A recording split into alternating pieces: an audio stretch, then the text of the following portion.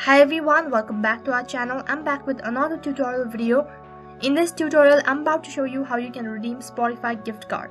In this following video, I will be showing you step-by-step tutorial on how to redeem your Spotify gift card. All you have to do is make sure to watch the video till the end and follow the instruction correctly.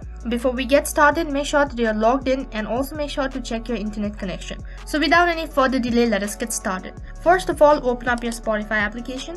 As you open up your Spotify, this kind of interface might appear on your device. So then on the same page in the top right corner, tap on your profile icon. As you tap on it, from the drop down menu, tap on account.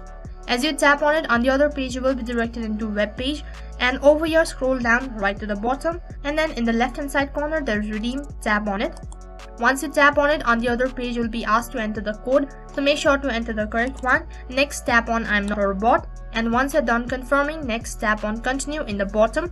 And as soon as you tap on continue, and if the provided code is correct, on the other page you will be able to redeem your Spotify gift card. So that is how you can redeem your Spotify gift card on your device. That is all for this video. In case if the video was helpful, make sure to like, share, subscribe, and also hit the bell icon so that you never miss an update. Thank you for watching.